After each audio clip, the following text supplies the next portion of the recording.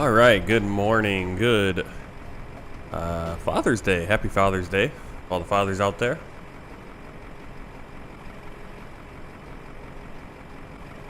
Let's see, Sasha's saying he thinks there might be some ATC out here.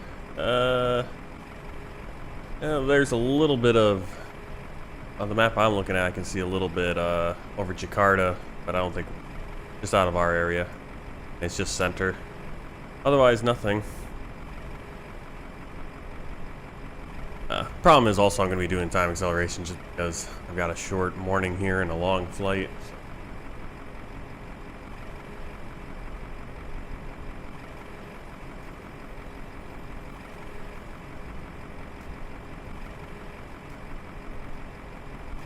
Okay.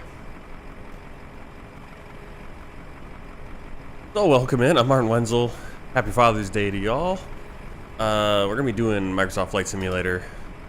Today, World Tour Flight 245 from the Cocos Keeling Islands back to Perth, Australia in the Airbus A320neo with the FlyByWire A20N mod. We're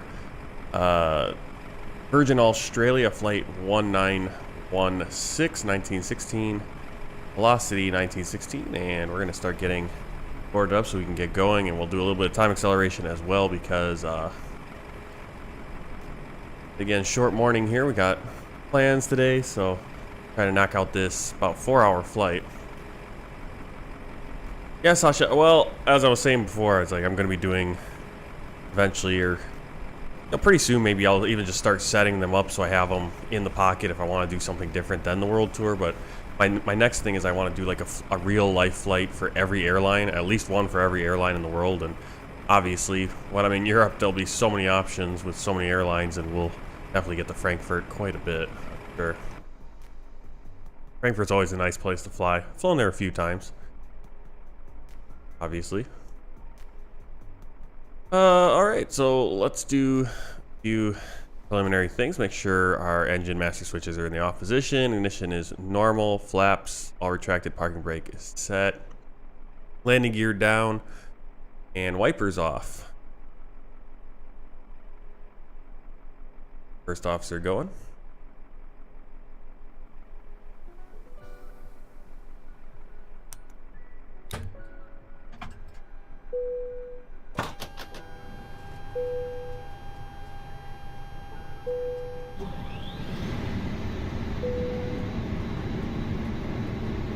Right, I'm looking for white lights, so we're going to clear this oxygen supply. Ground control auto, CVR test.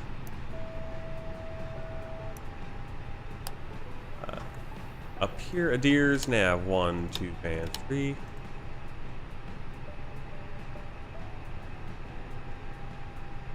No smoking auto, emergency lights armed.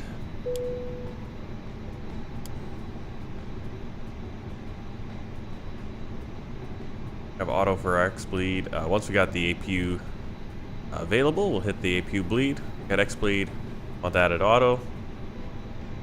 Fuel pumps. Put on these two for now, for the APU.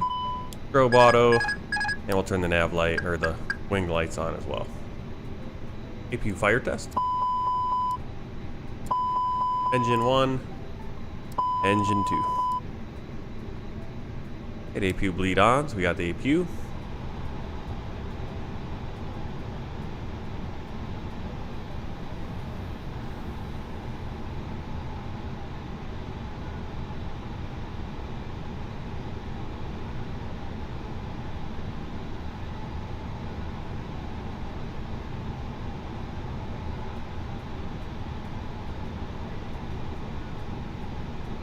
Right, into here we got our engine. You just updated the nav database. Go into init, pull in our flight plan, cross-check it with our paperwork. So airline flight number 1916, velocity 1916. Alternate is Yankee Bravo Lima November.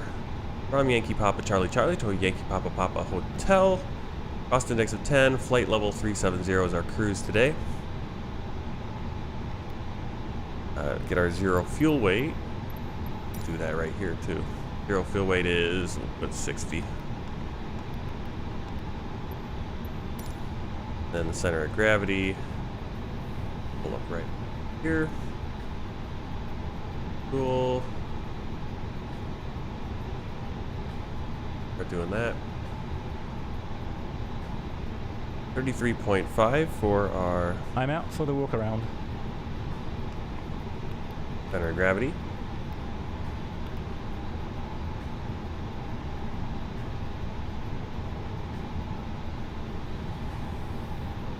Actually pretty close to what... Wow. A little bit more. 10 points. Morning, Vicky. Welcome back. Get our average wind component. Plus 52, so we got a tailwind. That's helpful.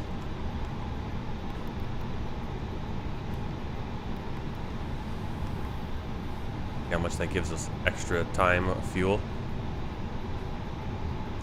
Trip time down to 3 hours 30 minutes. Keep going here to our flight plan. Double check this really quick, and then we'll start the loading process.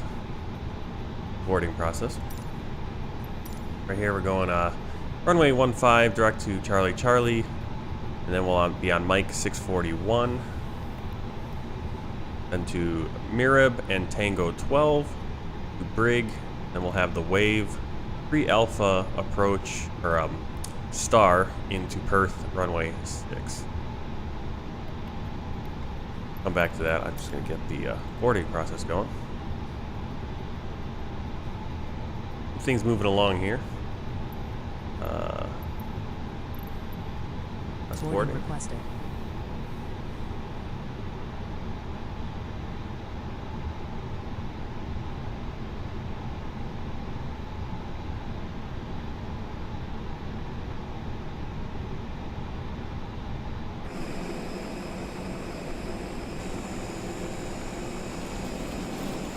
It's going to be a evening flight, so it'll probably be pretty dark until we get to the coast and can see Perth and the Australian coast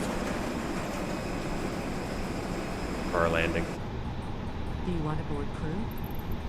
No, where are you? Passengers bus is coming.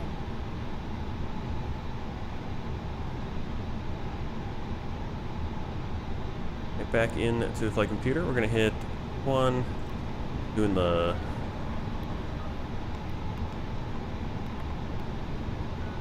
A little concerned with runway 6. What kind of runway is that?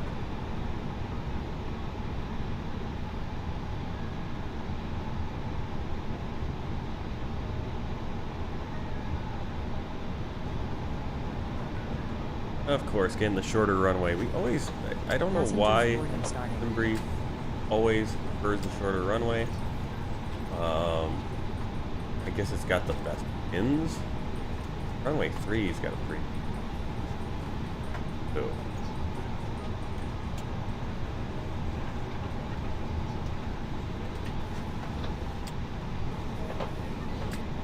Gives us such a short runway to go on to. It seems like such... We'll go with that. I mean, it's long enough. I always like the longer runway. It'd be nice to have ILS as well.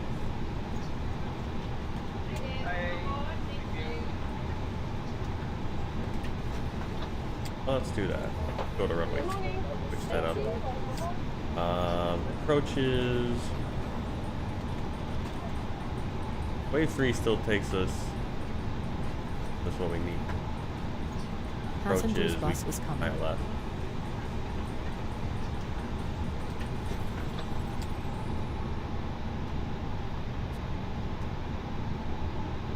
We got 3 alternates coming in.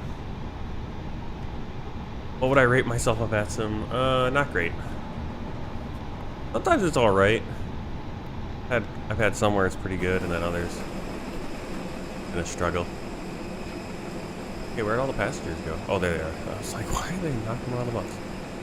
Vicky didn't sleep at all last night? I'm back. No issues on the walk around. That's alright. Alright, so ILS through Yankee. Coming in with that wave. The Alpha. That.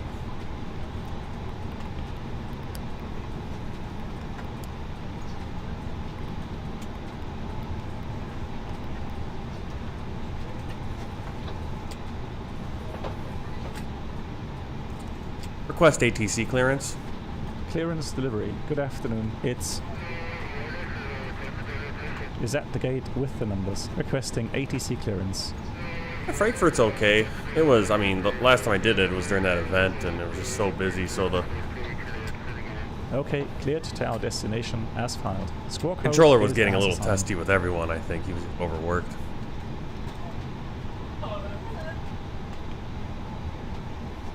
I find sometimes I bite off more than I can chew with doing those kind of events, because usually the events are in Europe and there's an accent and stuff like that.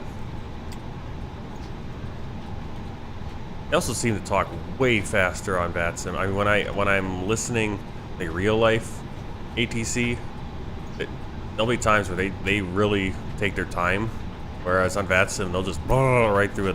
They blurp right through it, and it's, you know, can you just slow down just a tick, and then people would catch it the first time, and you wouldn't have this issue. All right, so we got clearance. Again, there's really no ATC on the ground here for some reason, so we're doing runway 15. And we'll enter that. Clear the discontinuity. Clear the discontinuity. Check the box. Okay. I don't know why I told him to check the box. I need to still do the performance page. Good evening, ma'am. How are you? I'm doing good.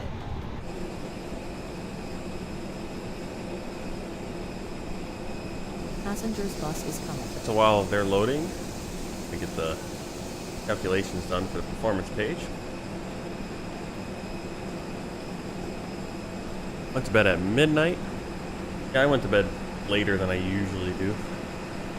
Got up earlier, well, a little bit later than I usually do on a work day, but earlier than I have been getting up on my days off. Let's get this flight in.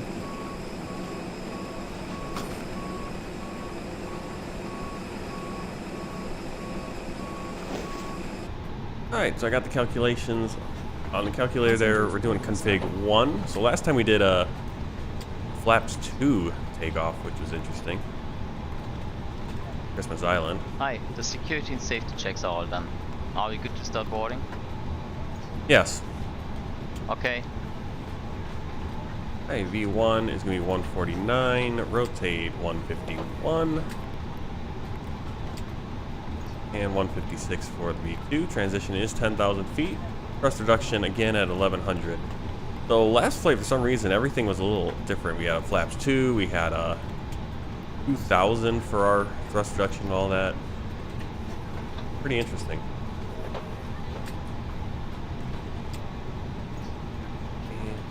Yeah, that's all we need on that page. Performance is set.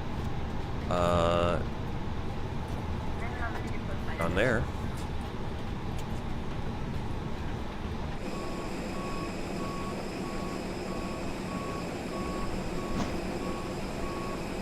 Not quite the same scene as the thumbnail for the stream. As not as overcast and maybe slightly earlier. Still beautiful. Alright, checking my flow sheet here. Oxygen I test that.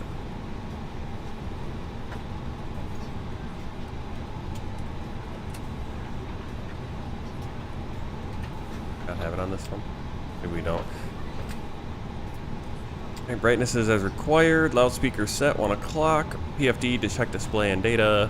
And ND check display and data. Looks good.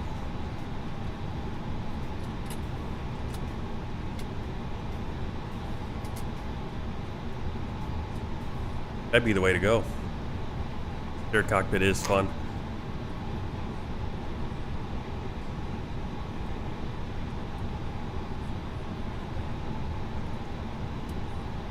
That's how they do it in real life. Alright, glare shield lights as required. Good. Light director button on. Local pressure 1010. Speed dashed, heading And we're gonna heading in VS right there, vertical speed. Gonna climb initial to 10,000. June 4th, or in 6 years, June 4th, Perth will celebrate its 100th anniversary.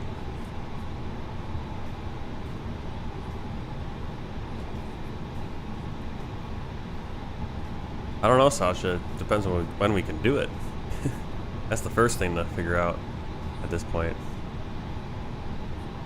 So hard to, like I said, it's hard for me to, plan things like that and also be able to follow through with it because it's, it's kind of every day it's a mystery what's going to happen with, with the kid and wife. She might come up and be like, hey, I want to do this, and then suddenly I can't fly. So it's, but I would love to do that kind of stuff more in the future. Shared cockpit, that'd be nice. All right, weather radar off. Switching knobs all for normal. Status page normal. Pressure page, we have the landing elevation is auto. Cockpit door here locked. And looking at the thrust levers again. Idle, engine 1 and 2, master switches off, engine mode selector normal, parking brake set, gravity gear extension, load, ATC selector auto, system 1, altitude reporting. We got 1200 for the squawk, and we're still in standby for the TCAS.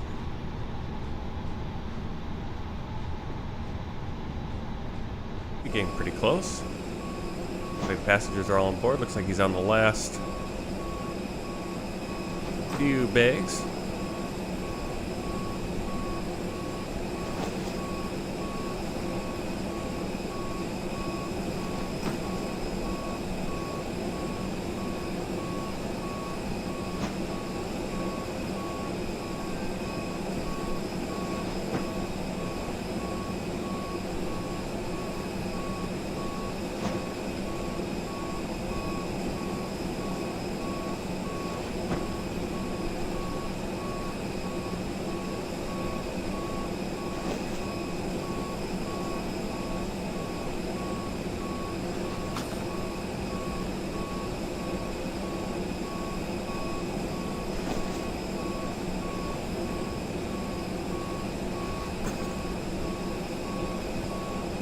I like to make sure I get all that, it's still that same program, like, you have controls or whatever for that. I have to find that again.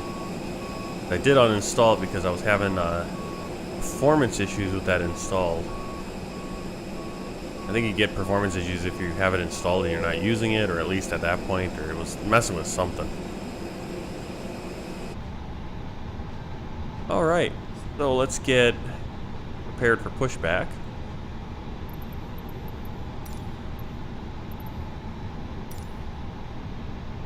We don't really.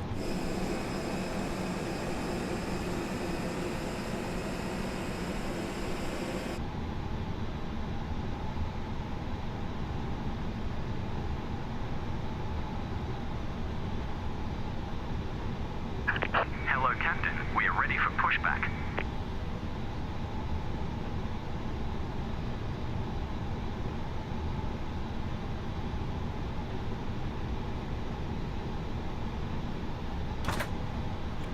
Okay, ground power off.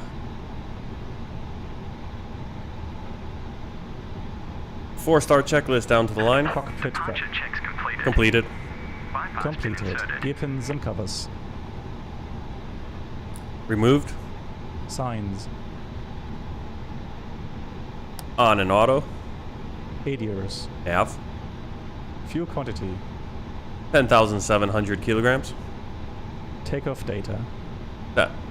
Baro ref. 1010 set. 1010 set. Down to the line.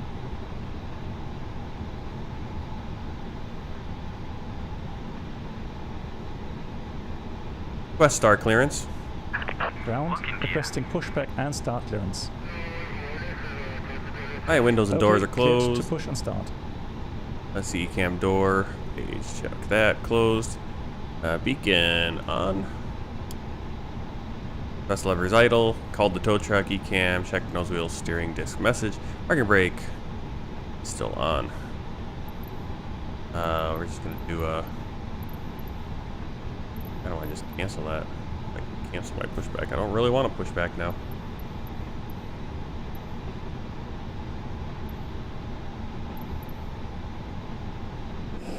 I don't really need one.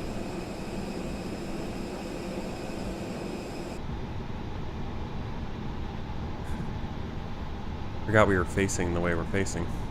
We can't really do a tug. Fuel truck not available. Pushback. No, I don't. Did disconnect?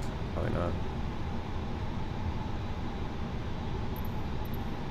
Good trip. Disconnecting? Yes, no? Oh, great. Now we completely bugged it out, I think. And now let's just have a good trip.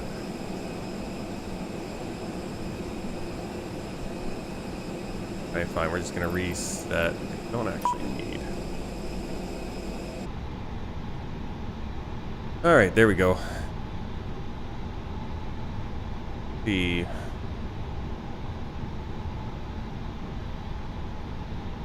below the line. Windows and doors. Closed. Closed. Beacon. On. Thrust levers. Idle. Parking brake. Set. On. Before start checklist complete.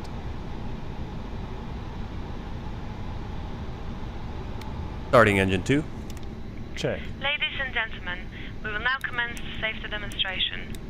Each aircraft may be different, so we'd appreciate your attention to the TV monitor closest to you.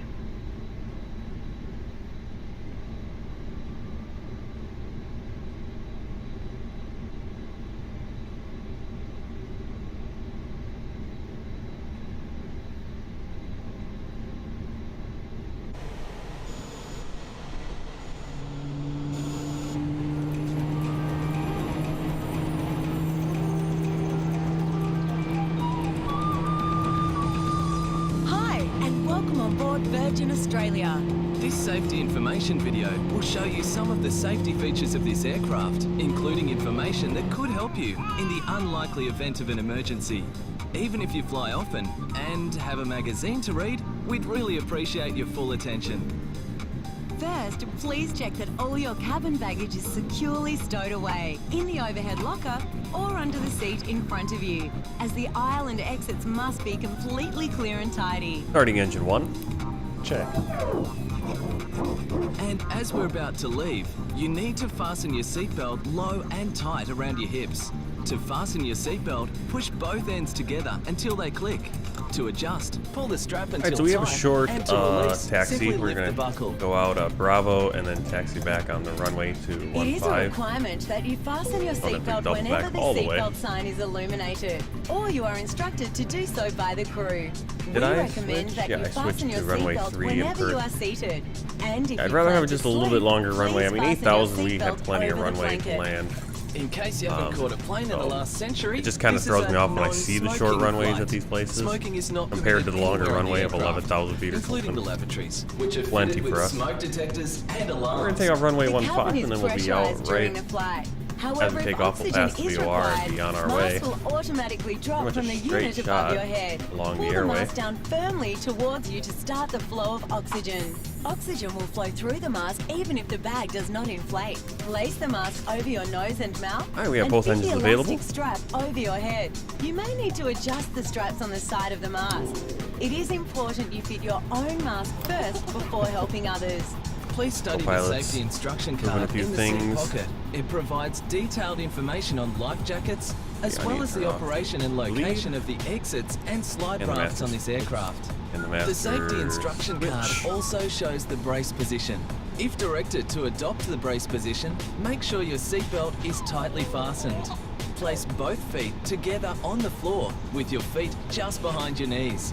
Lean forward as far as possible, cross your wrists, and hold onto the Alright. top of the seat in front of you. Then rest your head on After your start arms. checklist. If there's no seat in Anti-arms. front of you, Lean Off. forward as far as possible and status. wrap Check. your arms around your Pitch knees. trim. Your life jacket is located Set and checked. under or beside your Rudder seat. trim. When 0. instructed, remove After the sub life checklist jacket complete. and take it from the bag.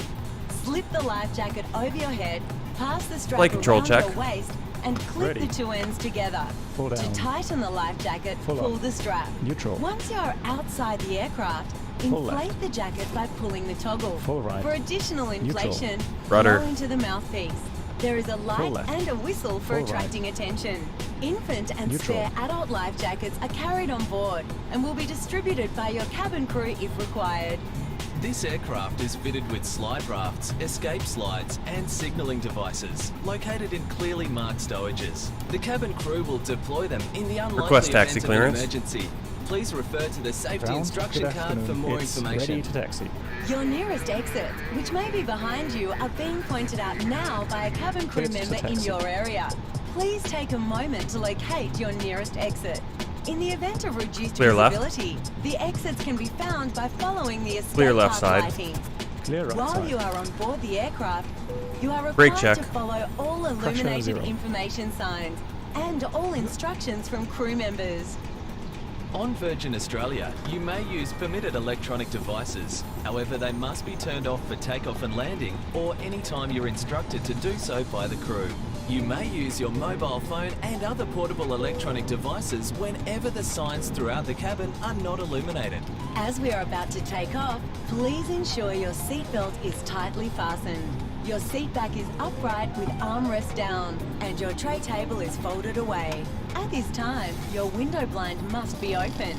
I don't know why Where the... fitted, leg rests must be retracted and What happened to my movable Airbus TV here where monitors it's- must be put away. Flaps.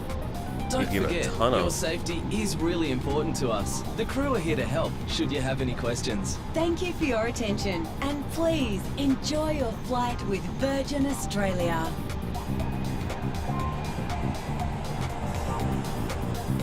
It's weird, like my plane seems to be stuck in like mud. Usually the Airbus will just kind of take off on you. You gotta be really watching that it doesn't roll away on you when you're in idle. Lately it's kind of been sticky.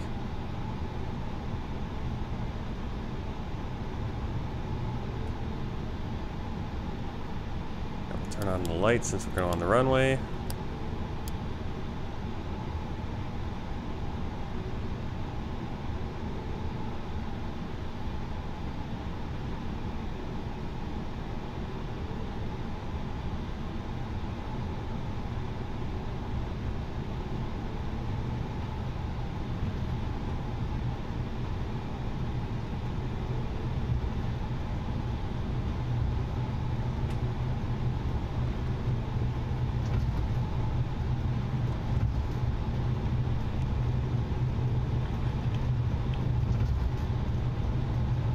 Wonder if I should have just gone off with that last taxiway. Here. Like a short runway takeoff. We're already gonna be kind of right on the edge.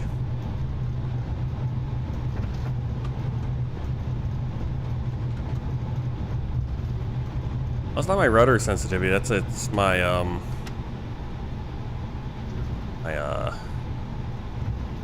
whatchamacallit, the tiller. I don't know what's sensitive, but it's weird how it's like, usually I have no problem with taxiing the Airbus, besides that I kind of overdo the tiller. But now when I apply the brake, it just stops the plane and it has no get up and go anymore.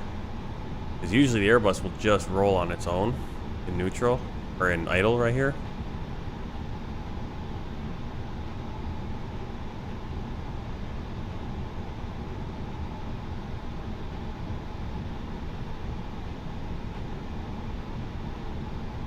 Yeah, let's see.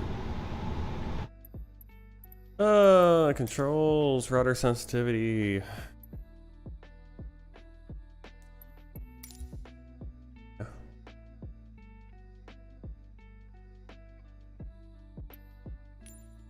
Here's the rudder sensitivity, which is pretty good for this plane. a little too sensitive for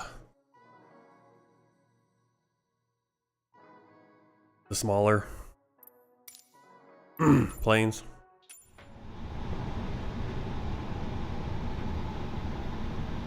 I don't know what you're talking about. Rudder panel.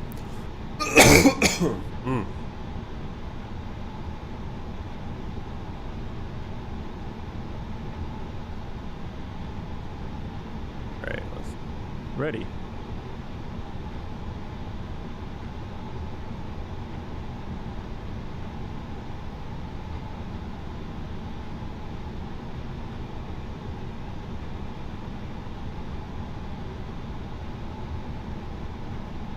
I don't know what panel you mean. You're just saying rudder panel. What's the rudder panel? Like the here? The tiller? That's all I'm using when I taxi. Tiller.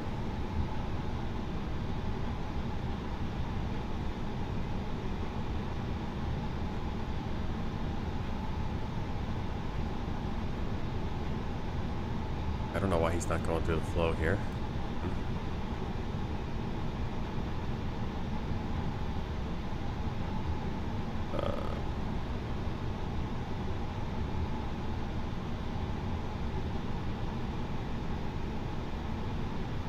4 takeoff checklist down to the line. Flight controls. Checked. Checked. Flight instruments. Checked. Checked. Briefing. Confirmed. Flap setting. 1+F. Approach path clear of traffic. Config 1+F. Config 1+F. V1, VR, V2, flex temp. 149, 151, 156, flexing 66 degrees. V1, 1, 4, 9, VR, 1, 5, 1, V2, 1, 5, 6, ATC. Set. Ecam memo. Takeoff, no blue. Down to the line. Request takeoff clearance. Tower, ready for departure.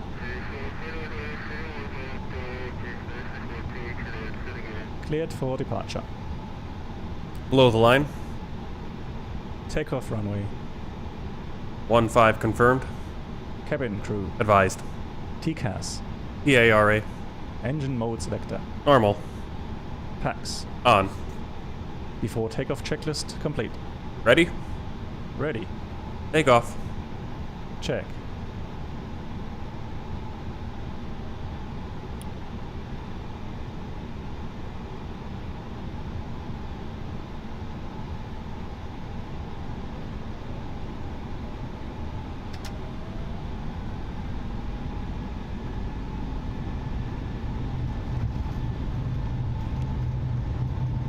Thrust set.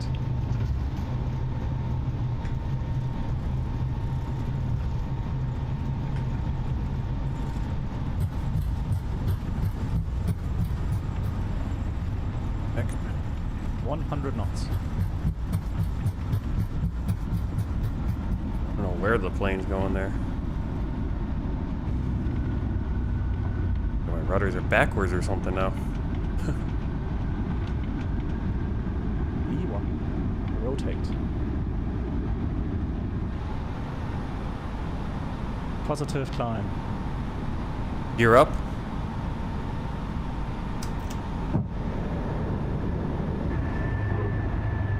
Velocity 19 or 16. Radar contact. Climb and maintain. Flight level 100. Climb and maintain. Flight level 100. Velocity 1916. I don't know. It was going. Yeah. It, for some reason, it was pulling to the right, which was weird.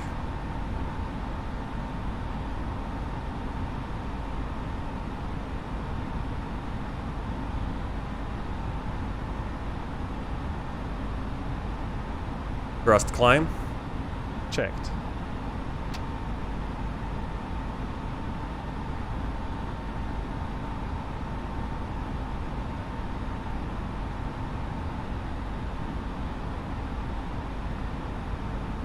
Oh, what's going on with this?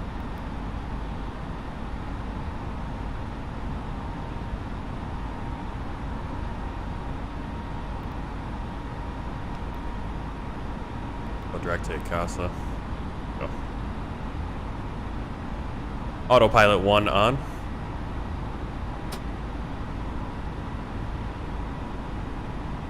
I've never crashed in the water on VATSIM.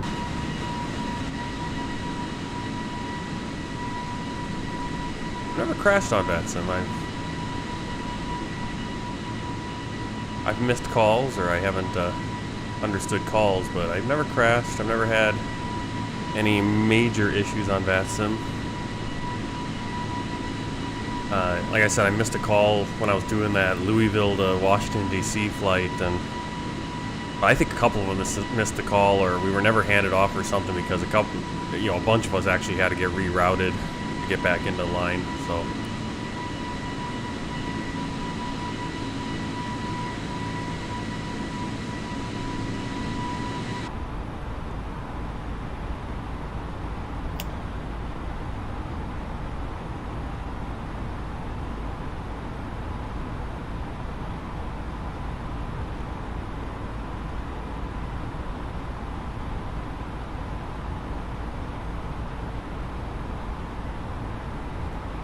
After takeoff climb checklist.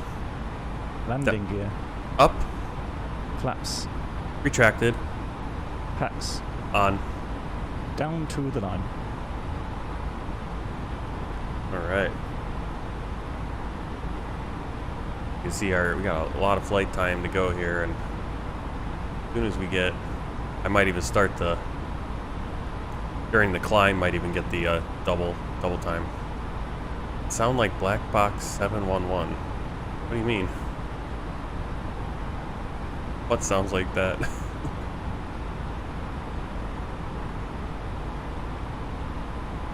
Velocity 1916. Climb and maintain flight level 190. Climb and maintain flight level 190. Velocity 1916.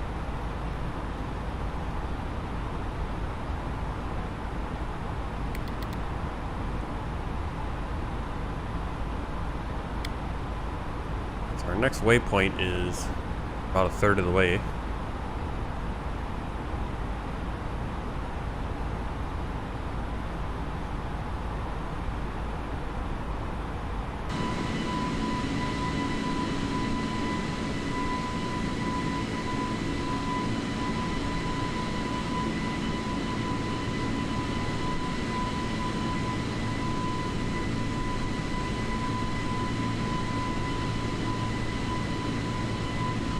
Cocos in the airport, just off in the distance.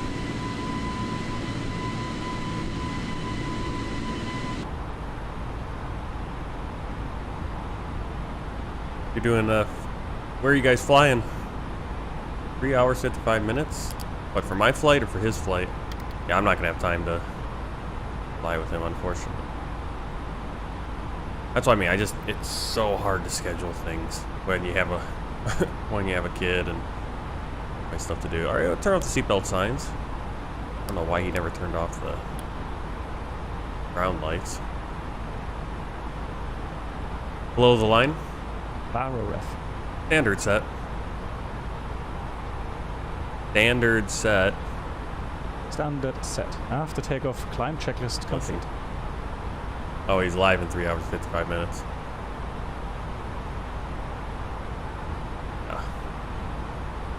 Like I said, it's hard for me to even to get the flight in at all myself, much less try to coordinate on VATSIM. Just to get a stream going is pretty difficult.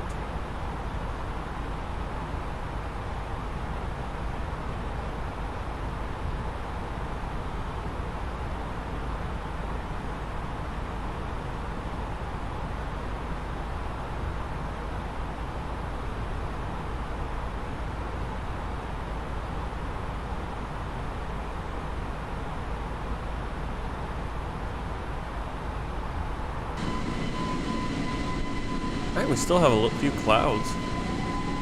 So.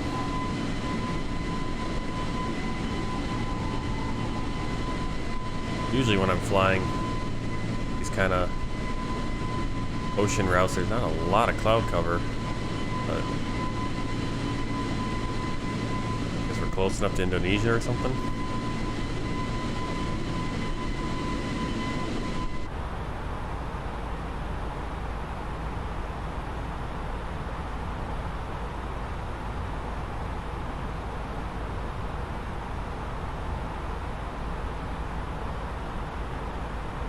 we're gonna double up the speed, even though it's not the most advisable thing to do, but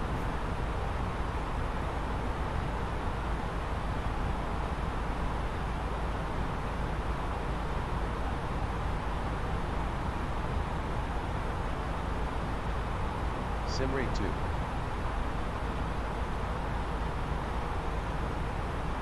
Alright, we got sim rate 2 going on the climb and on our cruise here so that we can cut through this longer flight in a reasonable amount of time. Not an incredibly long flight, I know that, but it's not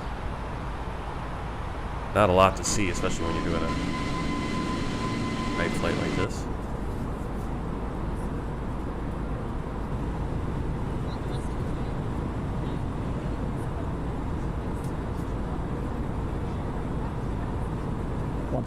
To go.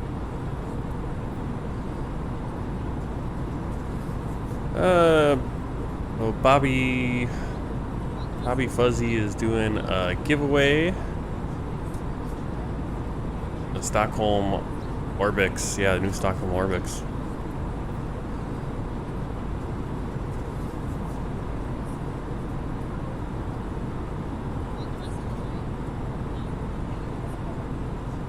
Luckily, Stockholm, I think Stockholm and Oslo, a number of those Scandinavian there's a number of really good freeware versions of Scandinavian airports, so that'd be cool to get, but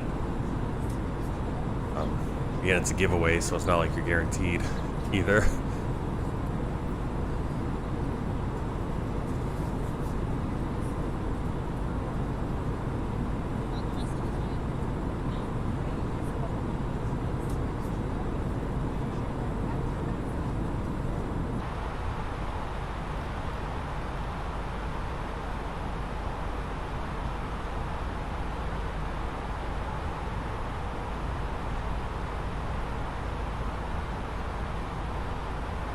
Just like that, it's nice and dark in the cockpit.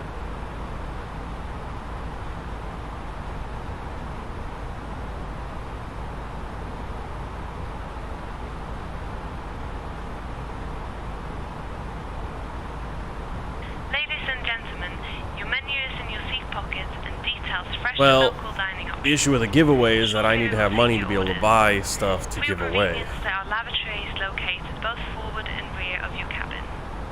And I don't really have much extra. I don't have much extra cash on hand. That's sort of the problem. I don't know how streamers do it. I mean, it's one thing if that's your main thing you're doing and you can set that aside. It's like like I said, it's like I'm barely able to meet the bills right now, and I'm trying to save money for doing flight training next year and all that. So hard to do giveaways. I know giveaways, everyone likes giveaways, and that's how you get the views, but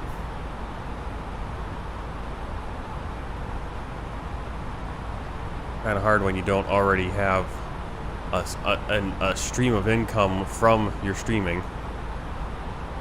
You know, Captain Canada's able to do it, Bobby Fuzzy's able to do it because they're taking money that they're making from their streaming and turning it around.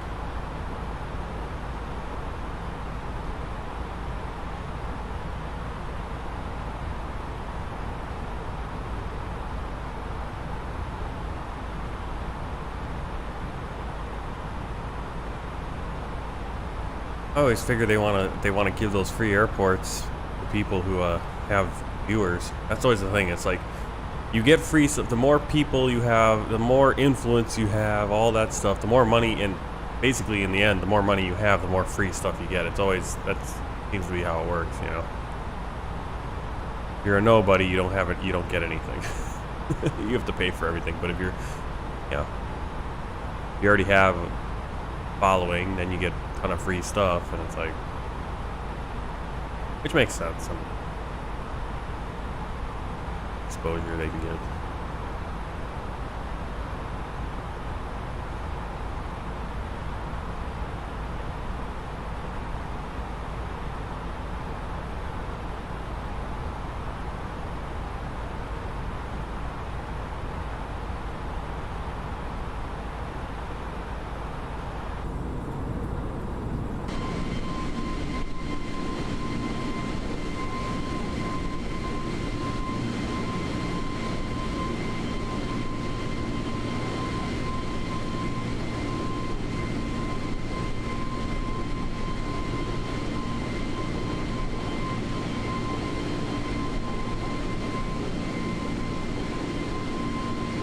think we have any moon tonight either.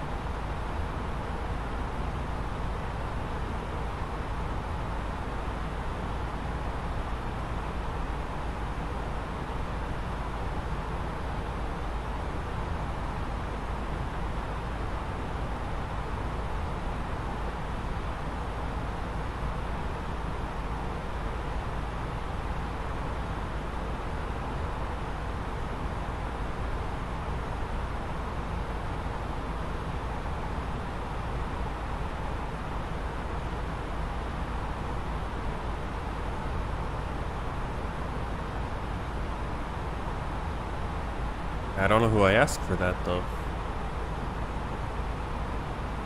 Or you mean like get a, when they have a sale or something? Yeah, always a possibility.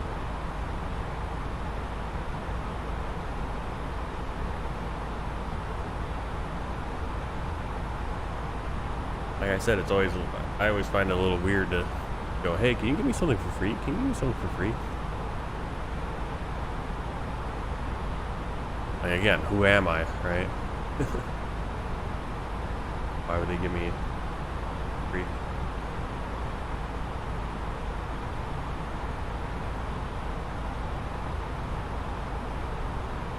Hey, route plans.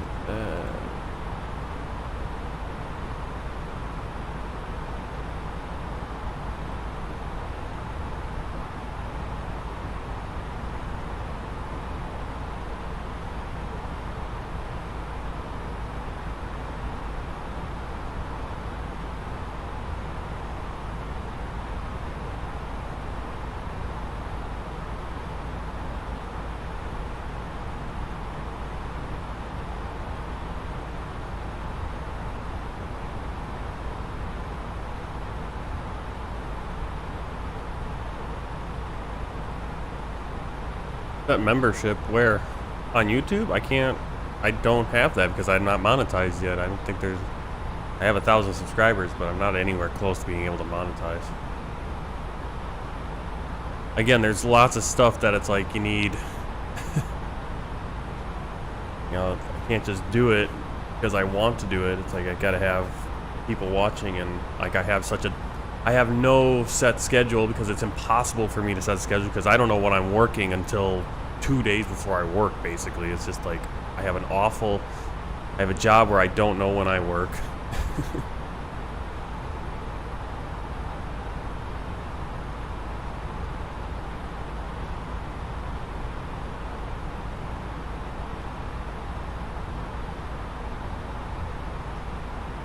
And I don't know how other streamers do it. I mean, I watch them and they always have everything set up. They just have all this time.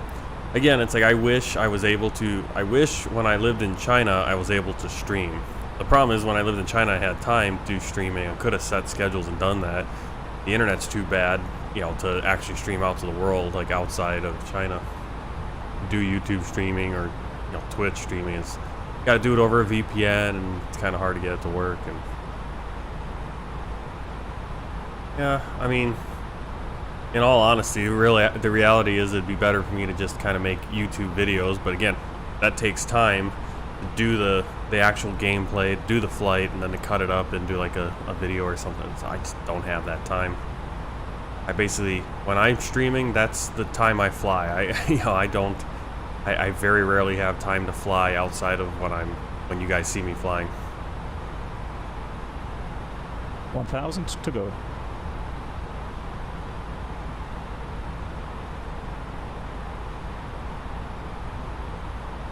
Well, that's what I mean. I set the schedule. I set it and I go, okay, I'm going to fly. And then whatever happens, you know, whether it's something comes up and it makes it very hard to keep a schedule and to not bail out on the stream because whatever happens. I mean, it's not easy.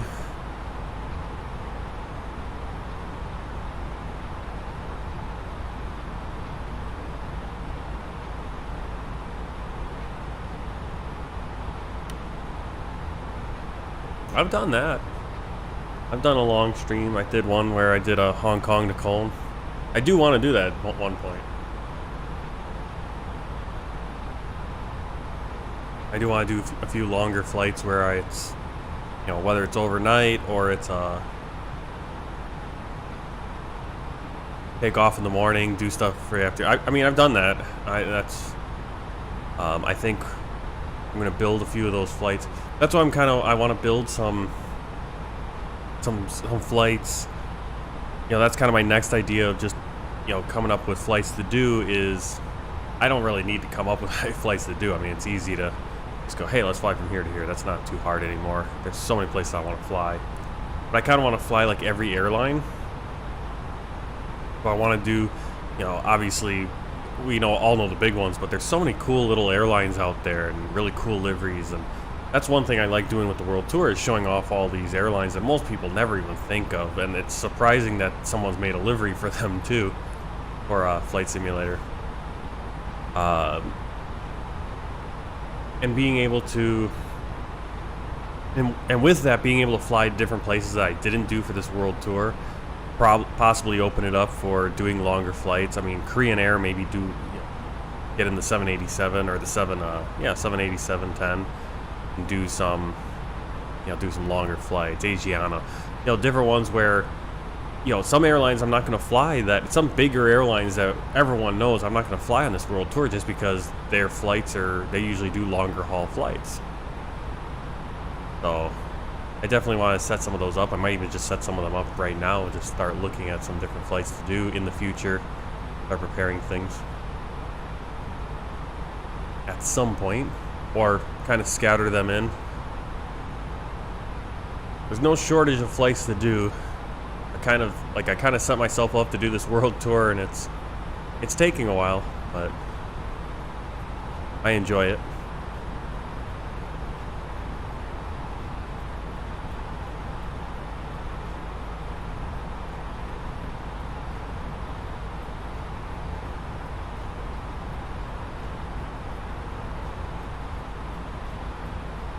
Yeah, that's true. I mean, you got to make those videos also. Again, it's like that time issue where it's, like whenever I try to make a video where I try to get footage. You know, this is the one thing. It's like I want to make some videos. I had an idea to make a video like showing off some, you know, really cool freeware airports, and then when I go in and I try to record footage and stuff for the video, it all comes out looking like crap. I don't know what it is. Like when I do that stuff, it just always turns out, it just ends up looking crappy to me, and I scrap it. Which always blows my mind when I see other guys who like they constantly are put out a video like every day, and they put out like videos that are like instantly relevant videos, right? You know, videos where they're talking about, like, oh, this plane's coming out, or this was announced. I mean, literally, everyone will have a video coming out like within 10 minutes of each other, talking about how, you know, when Microsoft Flight Simulator 2024 was announced, and it was about 30 minutes after it dropped and was announced. It's like, how does everyone know this? How does everyone? And they have all this footage at hand. They have a whole script written up, and it's like, I find out about this stuff. I mean, that's why I usually don't make videos like that, because by the time I find out about it, everyone else has made the video of it. Everyone else has made it. So I'm making a video and I get 10 people watching it, because what do I have to say about it?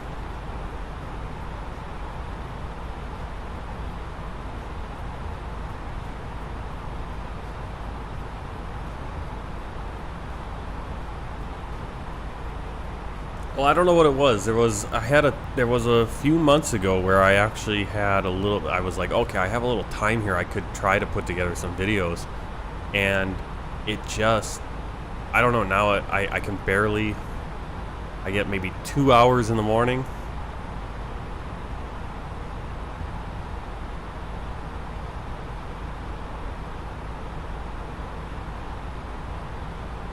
Well, yeah, but basically what you're saying is I can't fly. I'm not gonna be able to fly for like a month or two while I make a bunch of videos, because that's what it takes. I can't I can't do anything in Microsoft Flight Simulator if I'm making videos. I can't fly, I can't do flights, I can't do anything. Because to make a video takes, 3 hours of making footage, making a script, recording it, doing all that stuff. And yeah, again, I used to make videos all the time, but that's when I had time. When I had all kinds of free time where I could capture videos, capture stuff and then edit it and make the video. The problem is now, it's like if I'm doing that, I literally have no time to do the actual gameplay. I can't actually enjoy myself at all. It's all just making a video in the 2 hours that I have free. Yeah, I know that's how it works. But it's figuring out what video topics to make, and then it's the slog of trying to capture footage from Microsoft Flight Simulator to make a video.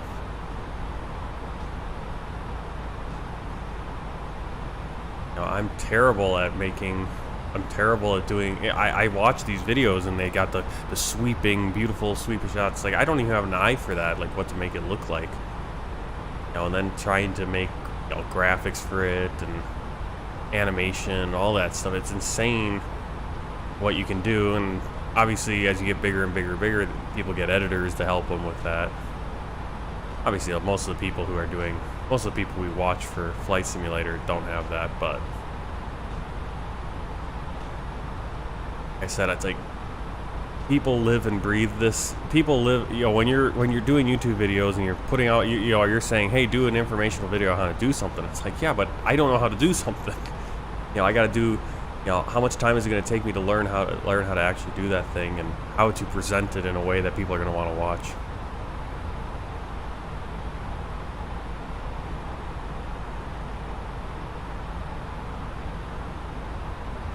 I've kind of resigned myself, at least for now, with my current job, and probably, maybe 10 years from now when I have way more time, if I have way more time and resources.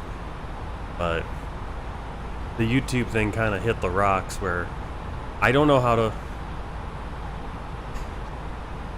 to do set up wing view in 10 minutes. Like I couldn't tell you how to do. But again, I have such a hard time making those kind of videos and making it in a way where anyone can understand what's going on. I think when I tell people how to do it, I'm telling them how to, but when I watch it back, I'm like, this looks terrible. And so I've wasted all the time doing it. So to make a video like that, I have to go watch someone else's video on how to do that, and then just basically I'm copying videos, which is a way to start, is to do things. It's kind of just copy other people's videos. I know. Well, maybe I have to, like I said, it's like I have to kind of figure out ideas of what to do then. That's the big thing, is first come up with the idea for a video and then have to record stuff and record footage, and depending on what kind of video it is, you got to record specific kind of footage. Other videos you just have that stock footage that you have captured. But all of that takes time. All of that takes getting Flight Simulator to agree with you. When I was trying to make those free airport, I was trying to make like the top 5 free airports out there, or like Asian airports or whatever. Every time I would go in and load the airport in, I was having all these issues with Flight Simulator not loading graphics properly. So it's like, okay, now I'm wasting my time trying to troubleshoot this so I can make my video look good. I can't get a good looking video because Flight Simulator and the streaming and everything else is crap. Yeah, I'm not disagreeing with you that that's the way to do it, but it's more the time sink. I know, but you need to understand that I work 60 hours a week, and then on my 2 days off that I get a week, it's grocery shopping, it's, I have about an hour in the morning to do anything before everyone's up. I know it's just you.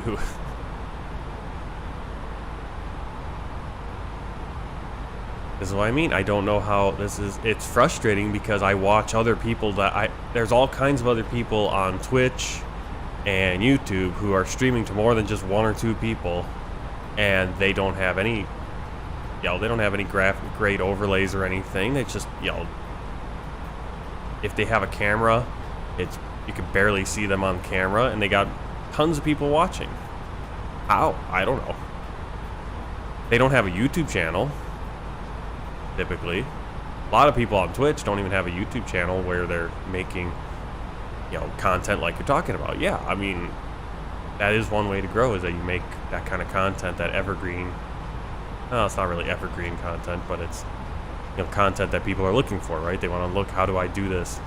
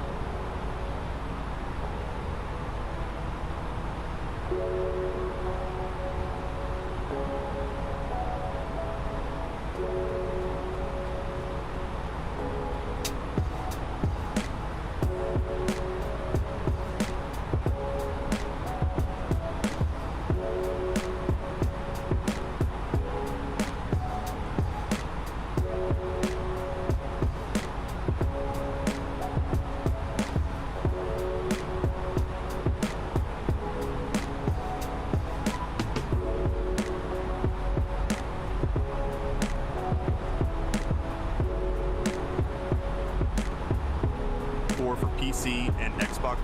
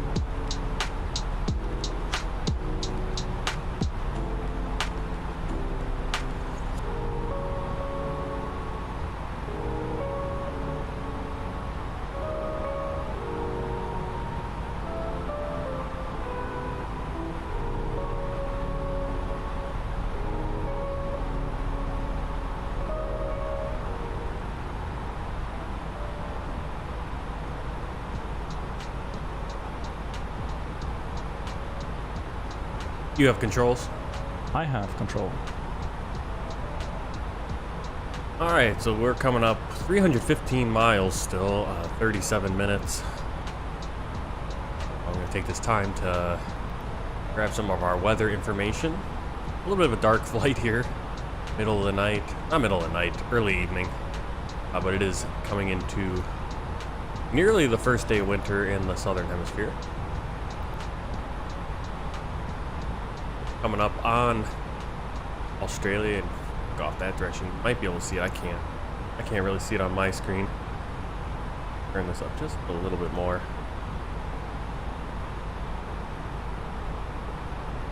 How's that working for you guys?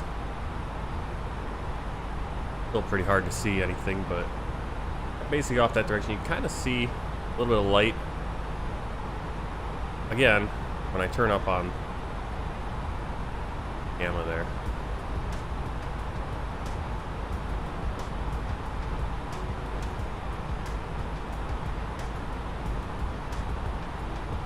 Always the problem with the night flight is you can't really see anything. Let's see.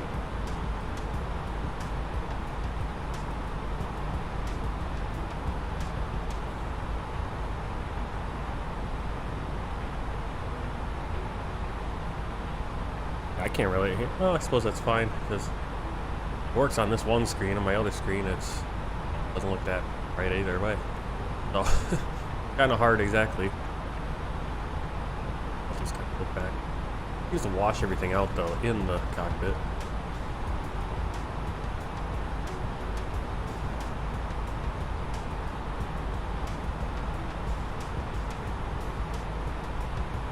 All right, so. Weather now, so we'll go into leave messages, Medar, print that out while we're printing, and we can look here. Yankee Papa Papa Hotel, that's Perth. 12:30 Zulu. That is going to be about 33 minutes old at this point. We got winds at 80 degrees, 5 knots. Clear and visibility okay. 10 degrees Celsius, so pretty cool. Probably want to throw on the anti-ice as we're coming down since we probably have a little bit of clouds. No, there's nothing on the Medar saying that. And 1022, so you can see just the temperature change, especially since it is night, going into night now. Just that big difference you see between Cocos Islands and Perth. You know how going from closer to the equator to, yeah, we're going pretty far south, to be honest. So I can see that difference. That makes sense. Here.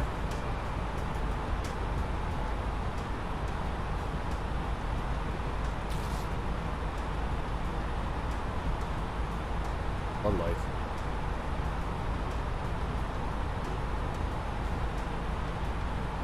Well, pretty basic for Perth. Alternate 70, 3 knots, unlimited visibility, a little bit colder. Right there, a little bit cooler.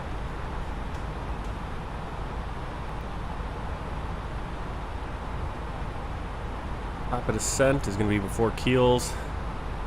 Probably begin our descent again.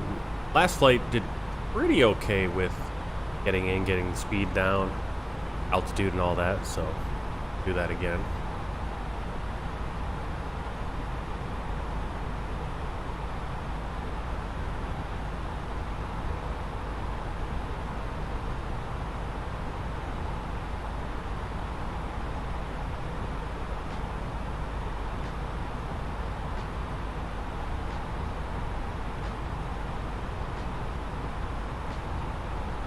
Are you ready for the approach briefing?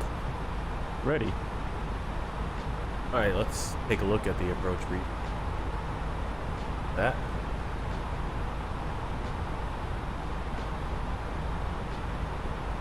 It shouldn't be aviation, Rafa, I mean. Shouldn't be having too much video lag. Noticing video lag? I'm not. I mean, nothing more. I'm getting 54 frames per second in sim. I mean, it's the normal, whatever it normally is. Me. Not noticing anything on my playback on my phone either.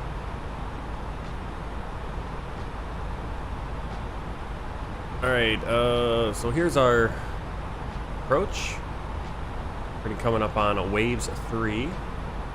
Capture that brig. We're going to come in. Brig at bit tap. We want to be below, or need to be below flight level 110. Sails below 9,000. Waves. Don't have an altitude for that. Once we get the waves, 153 degrees out to Heiko. Saddle, we need to be at 230 knots. Harmon will turn into our final course 15 degrees. It's kind of strange that it's 15 degrees, but then the runway is 3. That is, guessing there's a magnetic deviation or whatever, probably. Timmy, which is our capture point for the approach, is going to be max speed 185 knots. We got the localizer right there, 110.1. VOR for Perth is 113.7. Into the final course is actually going to be 16 degrees. There's a localizer again, India Papa November 110.1. We're doing the ILS Yankee approach. Minimum decision altitude is 270 feet, height of 203 above the runway, which is 67 feet. If we miss our approach, we're going to track out on the runway heading of 16 degrees. At 1,500 feet, we're going to turn left and then track 300 degrees, climb to 3,000 feet, or as directed. Basically, that's going to set us back out towards the area where we can capture waves and come back in. Transition level, flight level 110. That's where we go from flight levels to feet, and altitude transition is 10,000, where we get our local barometric pressure. So Timmy, we want to be at 3,000 feet. Then we're gonna we got some little steps here, or we can do kind of a glide. Not sure the difference. I think the dashed one is the localizer. Because localizer is just your lateral, whereas ILS is the glide. So we're gonna be doing glide slope. But if we were on the localizer, we'd kind of do a step 2,500, 1,600, all that. But we're looking at this one with the glide slope, or the ILS actually. Again, the minimum right there, 270. And here, if we had the localizer and the glide slope was out, we do the 520. A little bit lower to make that decision. We're doing the steps. No circling beyond 4 nautical miles east of runway 03 and 21 and 06 and 24. So we can't, don't want to be out that way to our right of the runway, or the airport, basically, wherever we're coming in. We got high L's, Pappies, 16 degrees, climb out to 1,500, and then continue on that go-around procedure. Once we get landed, I don't 100% know which terminal we should be going to. I believe this is the domestic over here. Or no, yeah, this is domestic over here on Terminal 1 and 2, because that's where we came when we came from Sydney. We'll be headed over to this one. So, preferably if we can get off at Papa, then we don't have to cross the runway. Last time we missed and we went all the way to November and then back on Sierra. But we'll be coming in Terminal 1.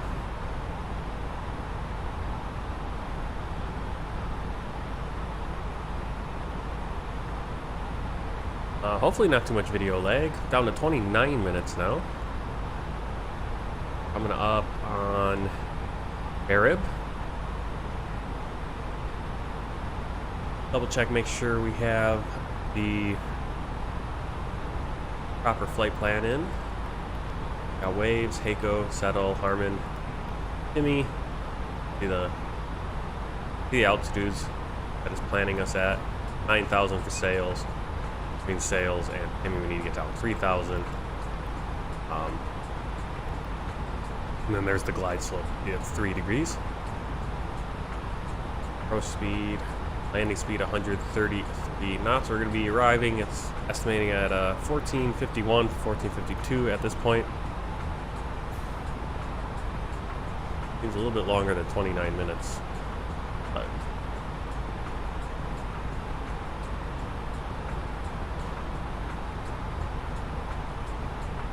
people can't really see much. Well, you can see a little bit of light off in the distance. I can't see it at all on my screen, that light. But on my other screen where I have the stream, I can see it. I don't know. Really weird. Out there.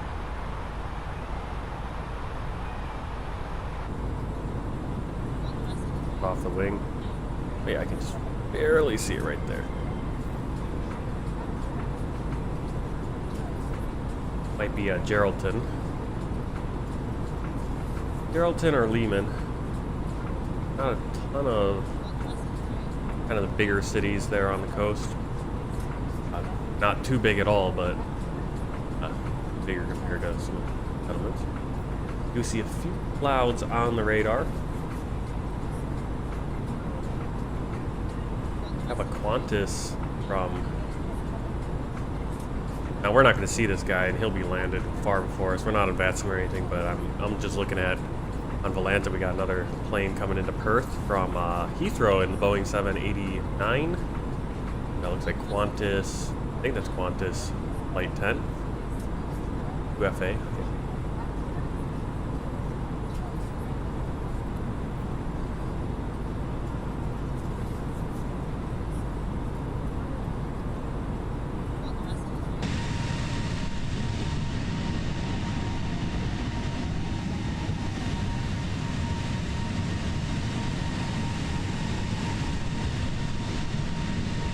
Turn the exposure up, you can really see the Milky Way up there.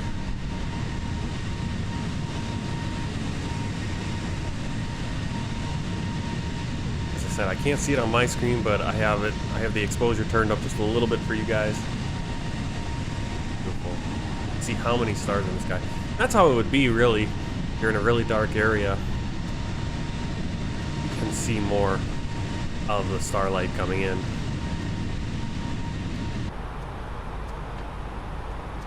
Absolutely beautiful. All right.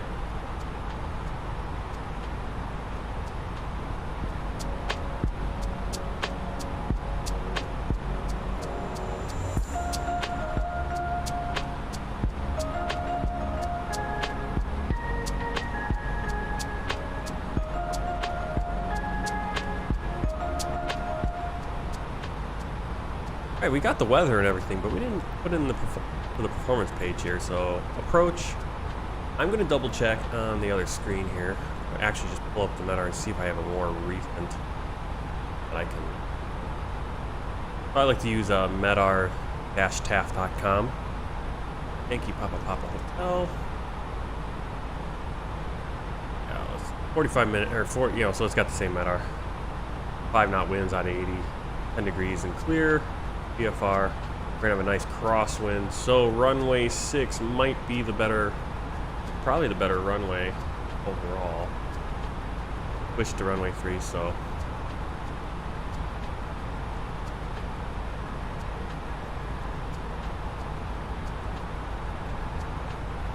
Yeah, it's not big. Runway. So it's giving us, I mean, we do have a crosswind. It'd be better to land runway 6. But do not difference for that crosswind. What was I looking for? Oh, I just wanted to get an update on that. Make sure it was our most up to date. It is. We'll go QNH 11022. Temperature 10. Dew point was 5. Winds 80 degrees at 5 knots. We're gonna have a 4 knot crosswind, 3 knot headwind. So again, coming in on runway 6 would have been better, but we're gonna go runway 3. That way we have the ILS. I'd rather have the ILS and deal with whatever little bit of crosswind we're gonna have. And 4 knots is not significant. That minimum we had, and then the barrow is gonna be, where did it go? 70.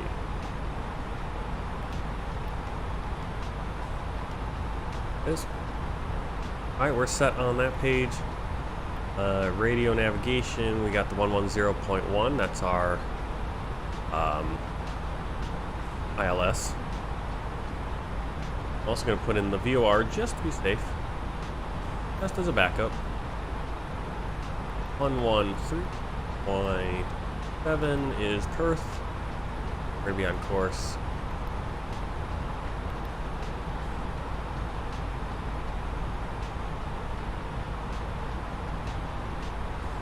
Actually pretty interesting with the waves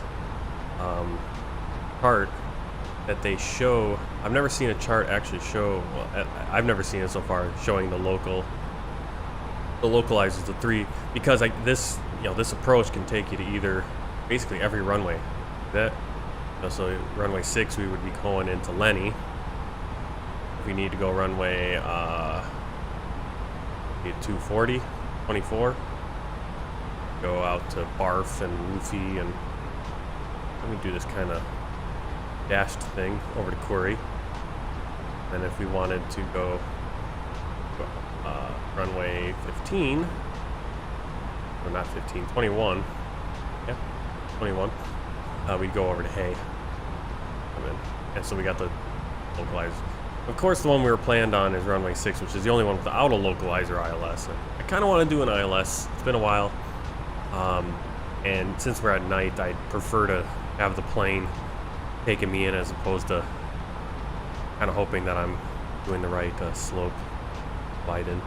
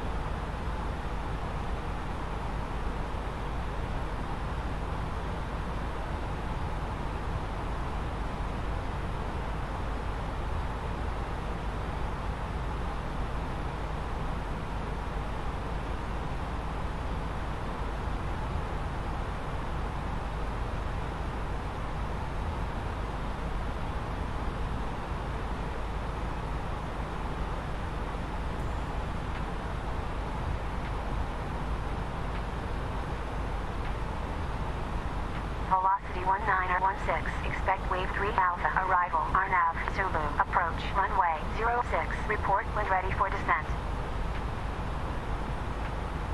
Alright, we're going to change that arrival. Go runway 3. Go approach ILS Yankee. Arrival is going to still be wave 3 Alpha. Transition. And then figuring out where we're going to park.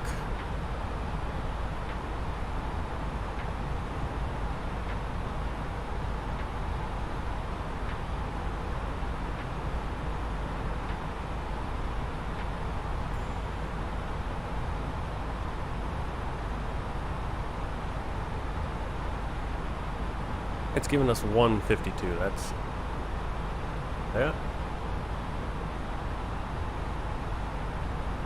See, we're coming up really quick on our Expect wave 3 Alpha descent. arrival. ILS Yankee approach runway. We are ready for 03. descent. Report when ready for descent. Expect wave 3 Alpha arrival. ILS Yankee approach runway 03. Report when ready for descent. Velocity 1916. Velocity 1916. Ready for descent. I have control. You have control. Velocity 1916. Maintain flight level 370. Maintain flight level 370. Velocity 1916. Alright, again, our first restriction is going to be bit tap, which is below flight level 110. So I'm going to put that in. That way we could just start descending to that point. They're going to clear us.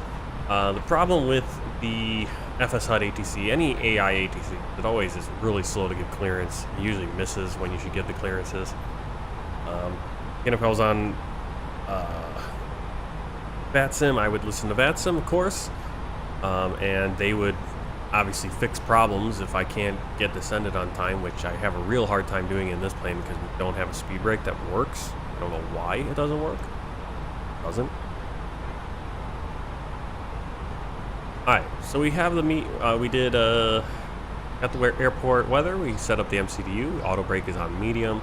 Brief the approach, and I have control. We'll call for the approach checklist with passing the transition level or when ready.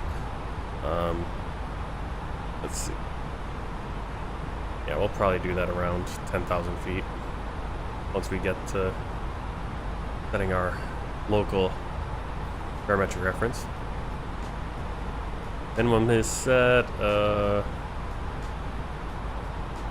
we're all good there. Waiting to get closer to Perth. I still, hey, again, you can kind of see it. You see it out there, action. I can't see it on my game screen, which is a little difficult. Partly because I have the sun shining right in on me, so it's blinding me.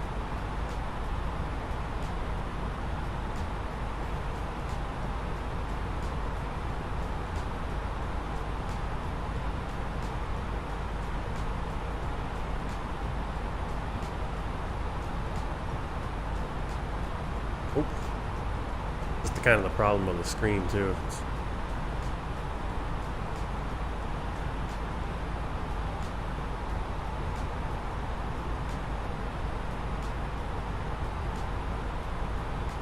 Velocity 1916. Descend and maintain flight level 280. Descend and maintain flight level 280. Velocity 1916. Seatbelt signs on. Vertical speed. I have to go with about 3,000 feet per minute to start. Kind of just from there. You can already see that we're 700 feet behind the green dot is the VNAV.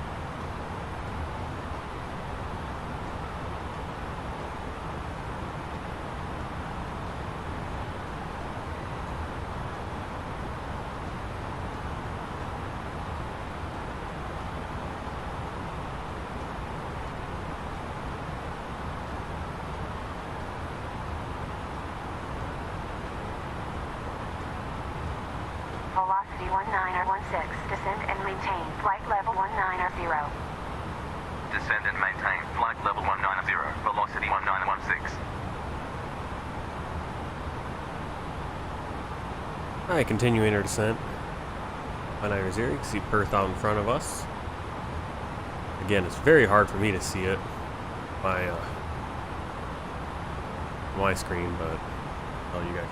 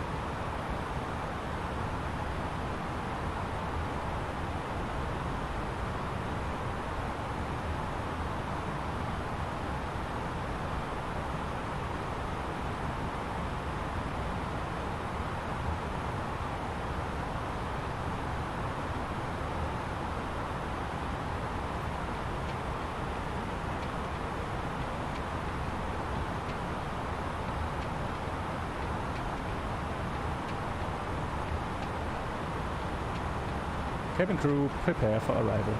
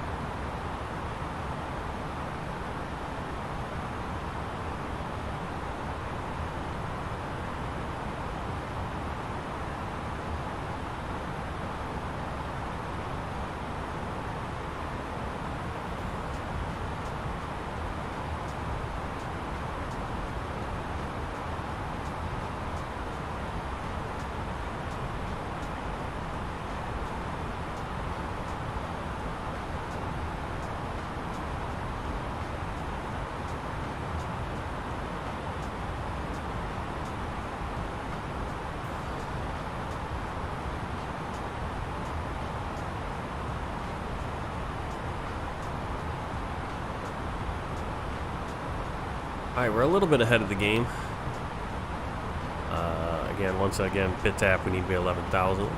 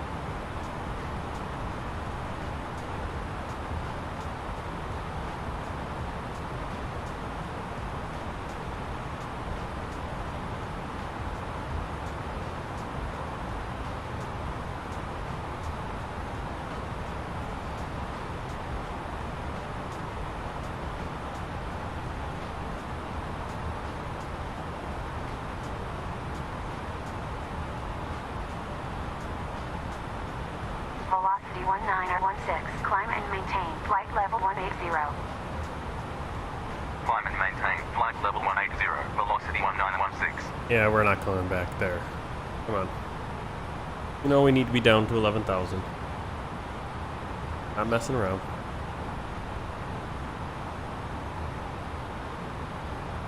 Alright, what we can also do is we can just manually start slowing down. Since we're already ahead of time, we can manually get down to 250 as well.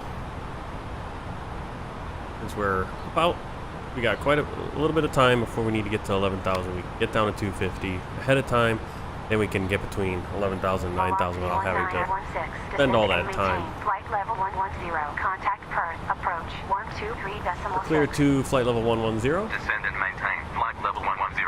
Contact Perth. Approach 123.6. Velocity 1916. Like a little bit of cloud. Perth approach. 2 clouds velocity of 1916. Perth. Inbound. Brig at flight Nothing level significant 130. though. Descending. Flight level 110. Velocity 1916. Radar contact. Continue descent. Flight level 110. Continue descent. Flight level 110. Velocity 1916.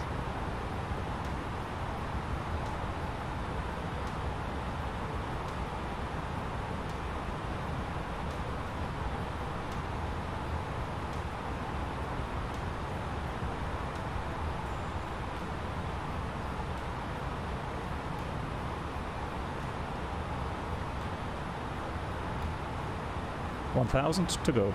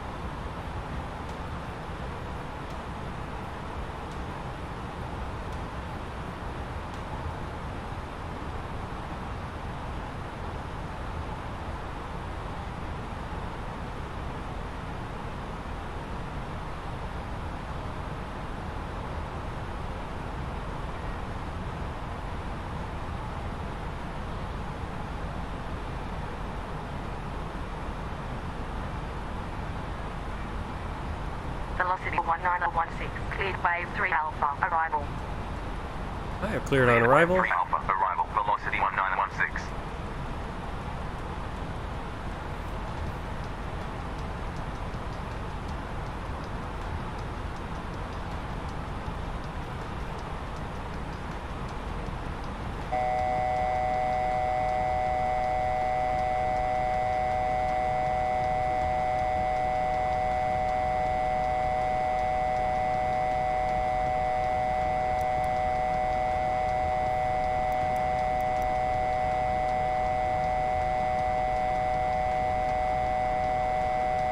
How does she just descend?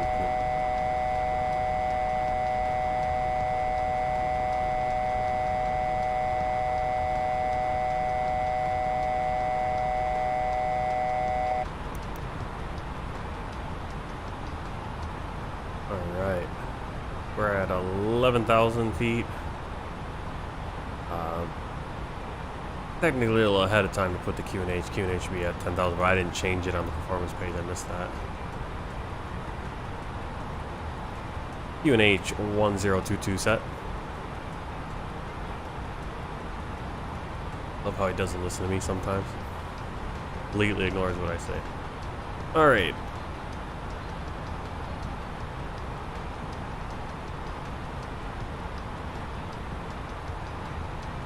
Approach checklist. Briefing. Yeah, holding at 11,000 feet.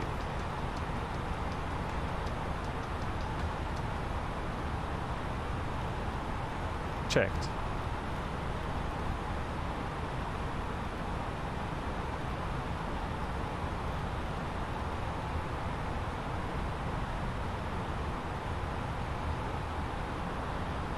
Confirmed. Econ status. Checked. Seatbelts. On. Barrel ref.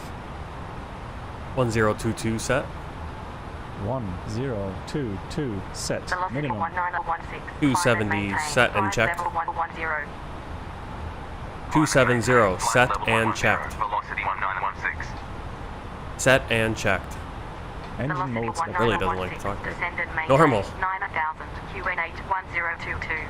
Normal. Descendant Approach maintain checklist 9000. complete. Velocity 1916. Man, voice recognition is getting really bad.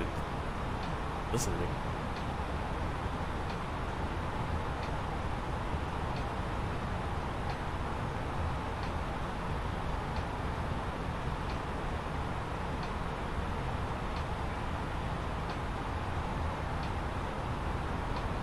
$1,000 to go.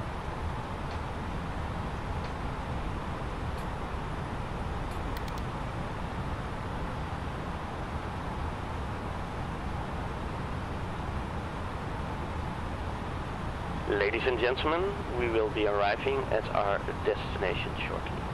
If you are making a connection with another flight, please contact our customer service agent meeting this flight or watch the video monitors inside the terminal for connecting a gate information. For your continued flight safety, flight attendants will now walk through the cabin to secure it for landing. We will collect any off-service items, newspapers and any other items you wish to discard or may not be taking off the aircraft with you. You are also requested to turn off all electronic devices. Stow these devices with your hand luggage, please. Please be careful when you open the overhead bins, as items may have shifted during our flight. Please stow your tray tables and return your seats to their upright positions. And check the security of your seat belts. We will be landing shortly. Thank you for your cooperation.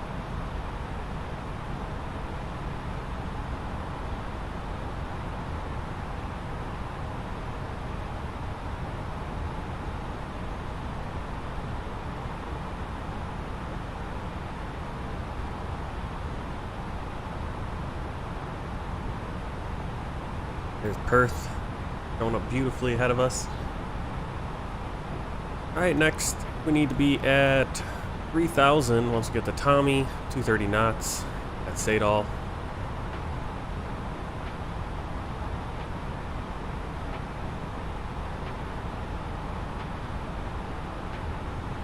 It's already starting to descend, so we're going to do that.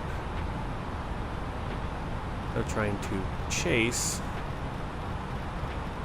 This is what the ATC likes to have us do. We're going to simple for ourselves.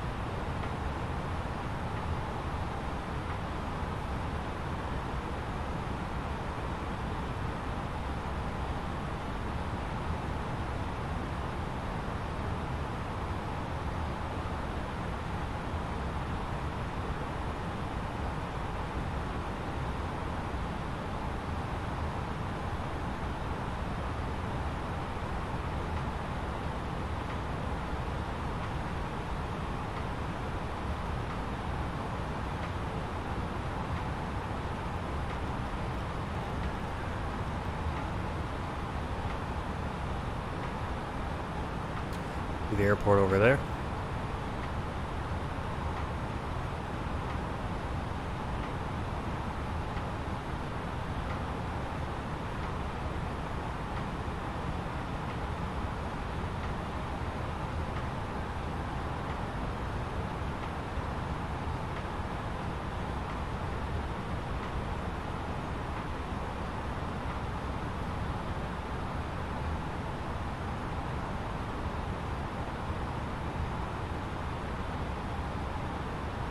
Velocity 1916. Descend and maintain 1000 3000. to go.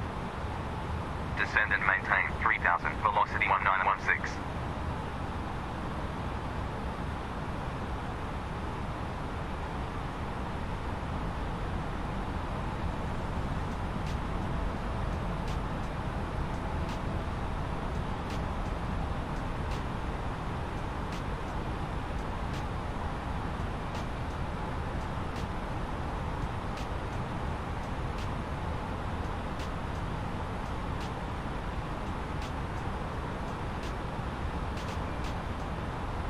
Alright, descend to maintain 3,000 feet. Down to 230 knots, where we need to be. And Timmy. State all we need to be 230 knots, and then Timmy at 3,000. Looking really good with speed and all that. Perth off on our left. Downtown right there. Guessing. And actually, that might be our airport right there. There's that, you do recall there are a few airports. Oh, no. I take that back. So that airport right there, this is going to be Perth, Perth Jandakot Airport, Yankee Papa Juliet Tango, and then that is probably ours right there. International. And then north of Perth International,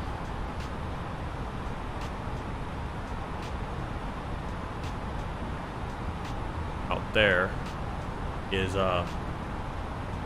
Bullsbrook, or RAF Base Pierce. That's why we have a little bit of restriction. I thought these were two. One is Perth's other airport, their second airport, Jandakot Airport, and there's ours. Going for that one in the middle.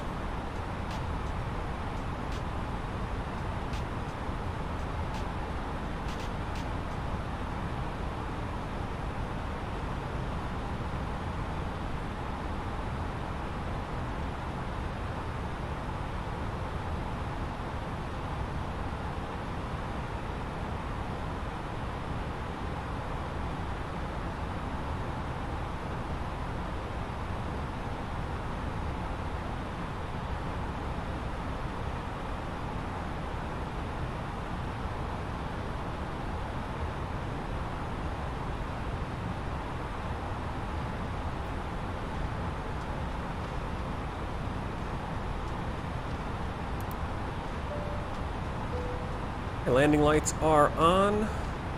Wing light on as well. Turn off lights as we get our clearance. Seatbelt signs on. Bumps on.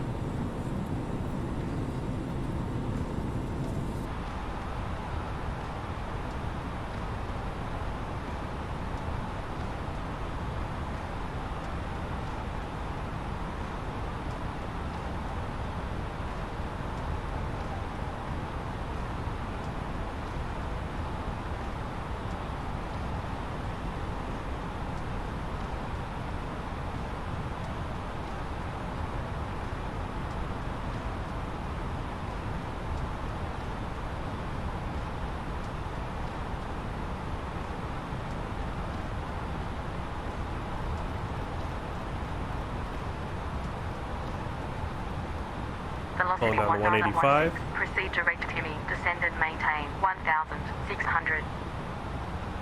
Proceed direct Timmy. Descend and maintain 1,600. Velocity 1916. Velocity 1916. Cleared ILS Yankee. Approach at 1,600. Runway 03. Report established on localizer. Flaps 1. Cleared ILS Speed checked. Yankee. Approach at Flaps 1. 1,600. Runway 03. Report established on localizer. Velocity 1916. Flaps 2. Speed checked.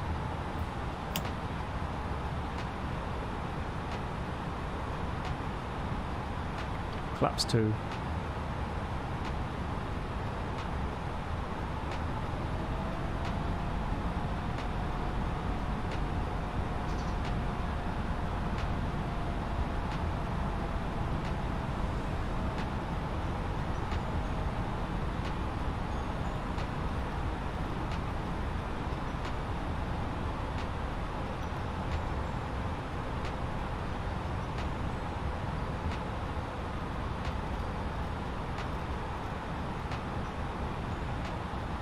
Flaps 3.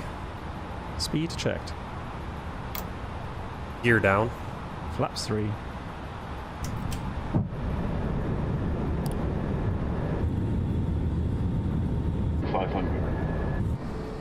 Radar altimeter alive. Gear down.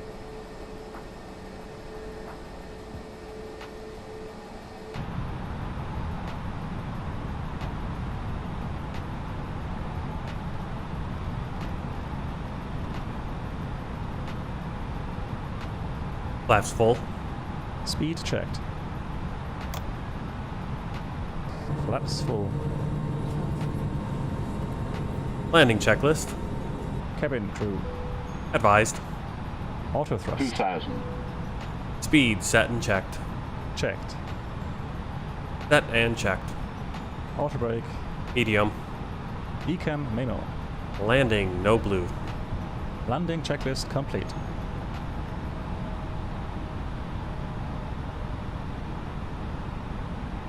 Velocity 1916. Established on localizer. Alright, hopefully we don't get too much Contact Perth Tower lag here coming in. 127.4. Sometimes Perth is Contact Perth Tower. laggy for some 127.4. reason. There it is. Velocity You can see it. 1916. I don't know what it is about Perth because I have no Velocity 1916. could have sworn I turned off the airport and deleted it. Velocity 1916. Continue approach. I've had a few airports where even if you delete the airport, it does not turn it off for some reason. Hopefully. There's downtown Perth.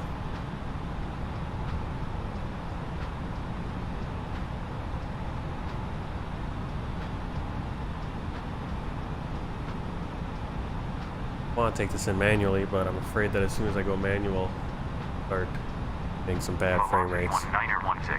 Wind 80 degrees at 6 knots. Cleared to land. Okay, so you can see we got a little bit of crosswind component.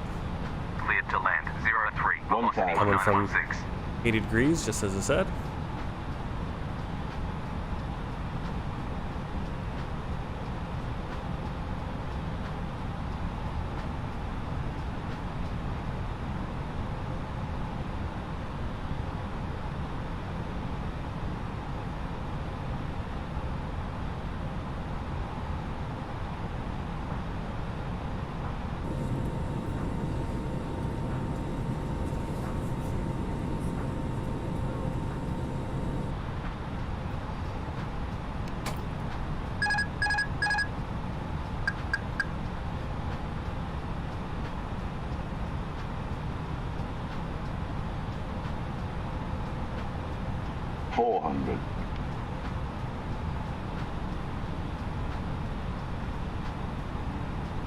$300.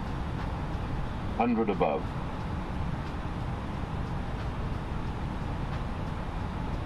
Yeah, it's always beautiful to land in a city after kind of Minimum. landing out in the middle of the Pacific a lot.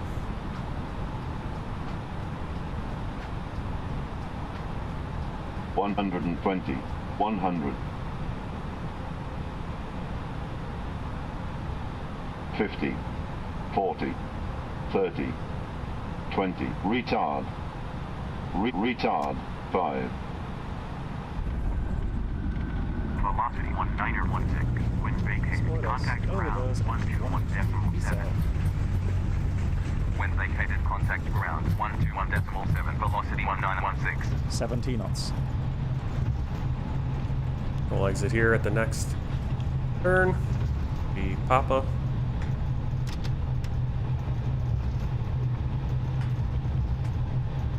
That way we don't have to cross the runway.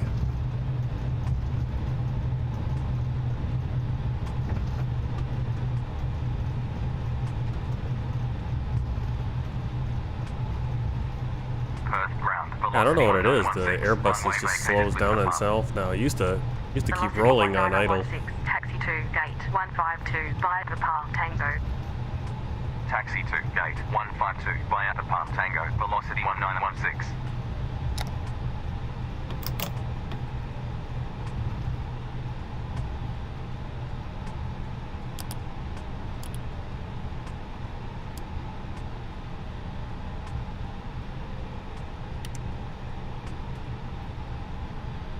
After landing checklist. Flaps. Retracted. Spoilers. Disarmed. APU. Start.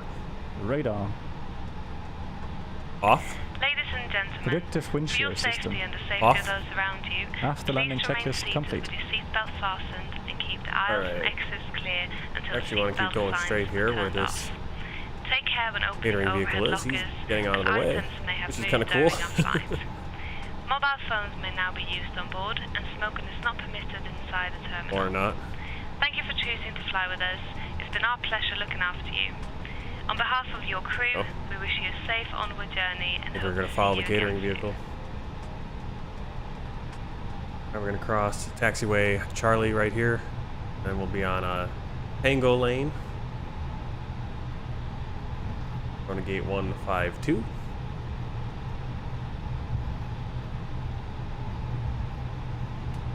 Get 152 ready.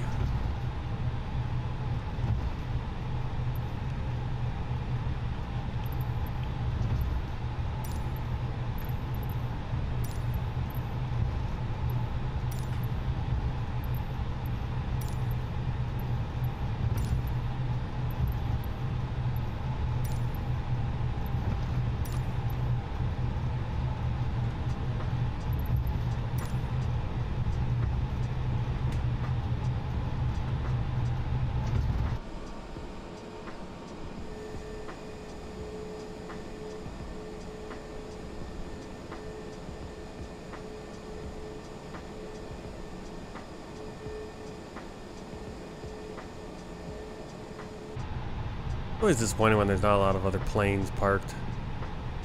You know why that is. I forgot to turn on I forgot to turn on the traffic injector. That's why there's nothing else here. If I can turn it on, maybe we'll get some other things parked. That's my fault. Completely forgot to turn it on. We're on live time and it's only probably 7 or 8 in the evening.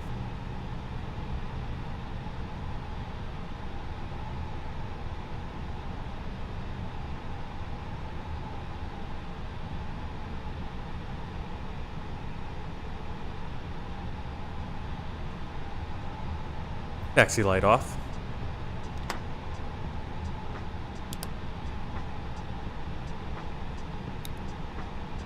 We got APU.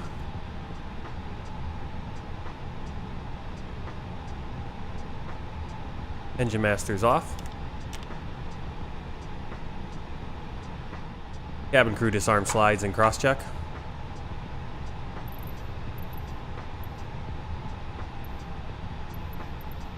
The boarding requested.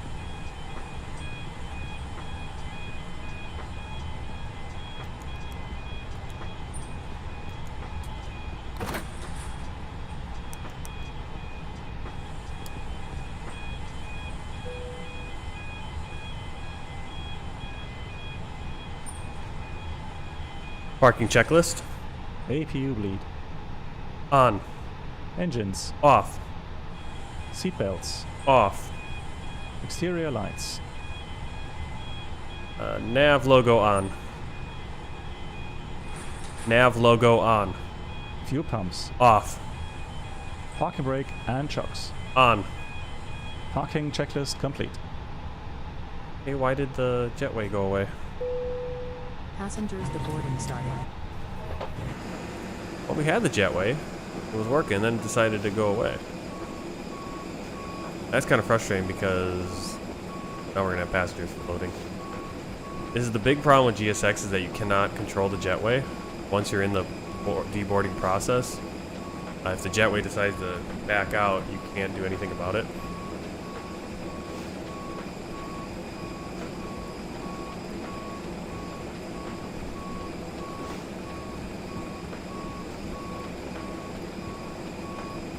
Any passengers coming off anyway, to be honest.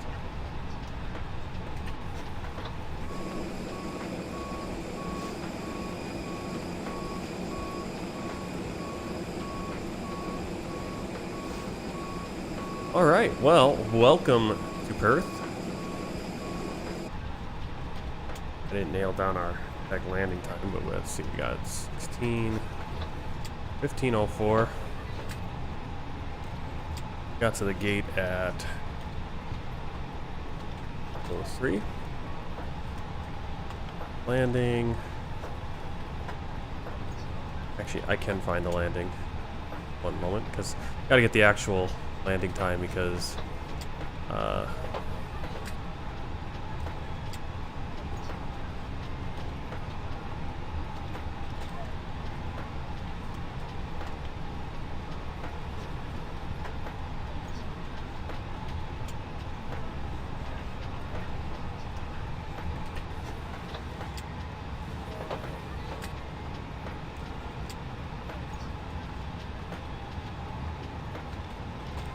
you're here.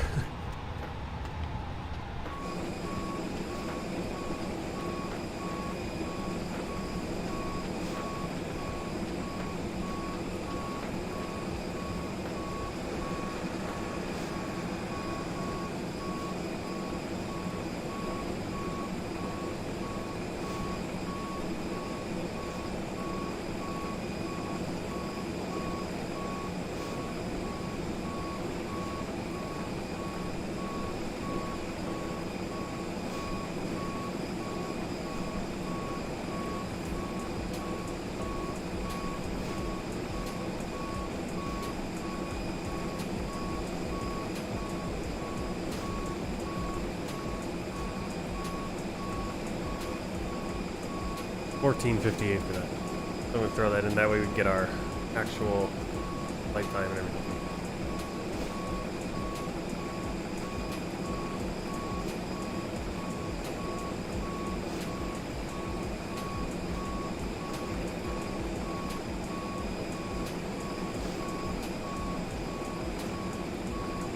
Okay. We shaved some time off there. Somehow. No, we gotta get ready to do some stuff with the family for Father's Day. So, that's probably that. That's probably it for the morning. Let's take a look at Volanta and check out the gate.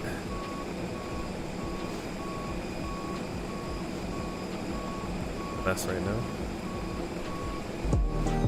Oh. Bumping all the wrong buttons. Alright, so there's our flight, nice straight shot. Come in and yeah, really no issues on this flight at all. Landing rate -192. You can see the real time it took us. 2 hours 22 minutes, 2 hours 32 block time. In the sim, flight time was 3 hours and 26 minutes and a block time of 3 hours 39 minutes. Alright, let's do the securing the aircraft. Securing the aircraft checklist. Securing the aircraft checklist. ADRs. Off. Oxygen. Off. APU bleed. Off. Emergency exit light. Off. Signs. Off. APU and battery. Off. Securing the aircraft checklist complete.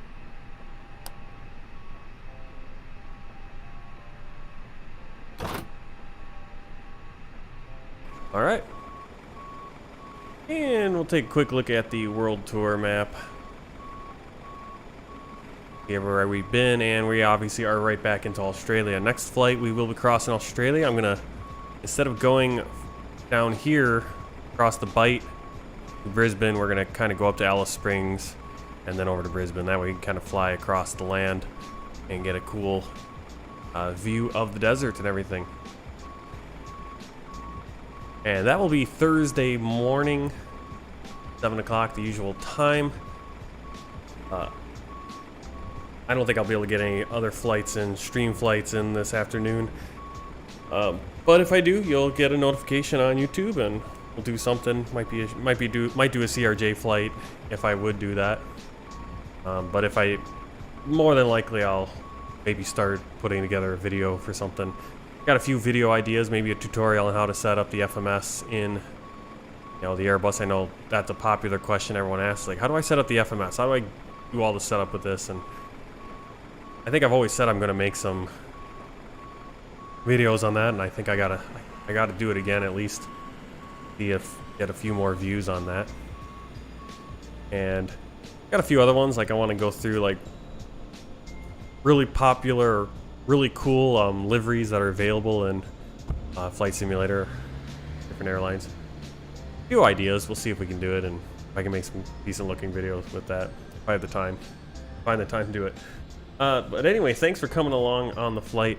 Hope you have a good Father's Day, and I'll see you on Thursday morning for a flight from Perth over to Brisbane. We'll be in the Qantas and the 737-800 for PMDG. And until then, happy flying and take care.